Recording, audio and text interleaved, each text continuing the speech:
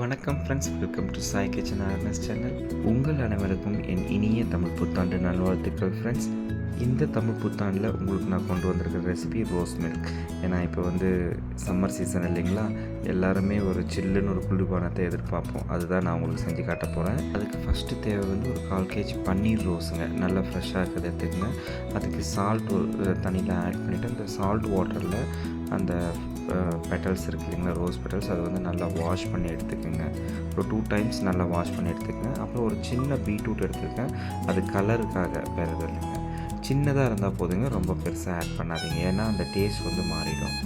இந்த பீட்ரூட்டை ஒரு 1/2 glass வாட்டரில் நான் ஹீட் பண்ணி வச்சுருக்கேன், அவ்வளோதாங்க. இது கொதிக்கலாம் வேண்டாம்.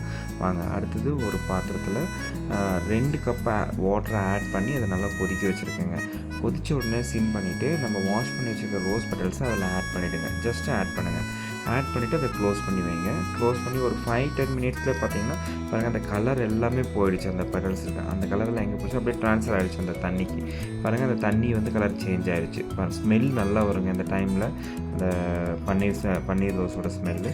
உடனே இந்த பெட்டல்ஸ் எல்லாமே நீங்கள் ஃபில்ட்ரு பண்ணி எடுத்துடுங்க தனியாக. வெறும் தண்ணி மட்டும் தான் நமக்கு தேவை.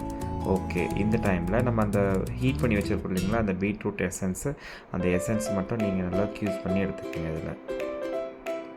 ஓகே, அவ்வளோதாங்க. இப்போ நல்லா கொதிக்க விடுங்க. கொதித்த உடனே எந்த கப்பில் நீங்கள் தண்ணி சேர்த்தீங்களோ 2 கப்பு, அதே 2 கப்பு சர்க்கரையை ஆட் பண்ணுங்கள். நீங்கள் அதில் சுகரை ஆட் பண்ணிவிட்டு நல்லா கொதிக்க வரட்டும், வெயிட் பண்ணுங்கள்.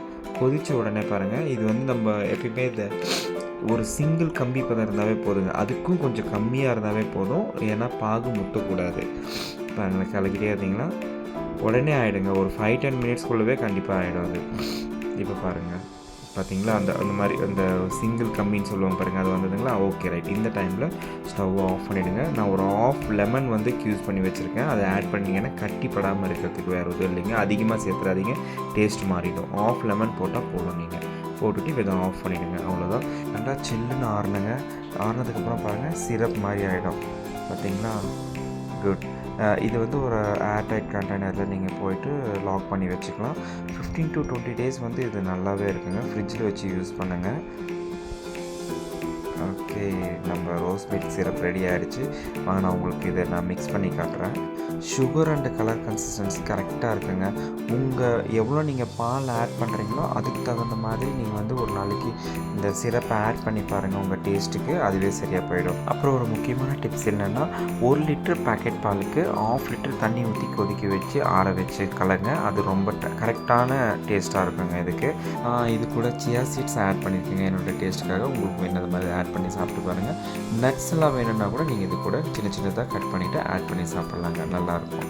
அவ்வளோதாங்க, நம்ம ரோஸ் மில்க் ரெடி ஆகிடுச்சு.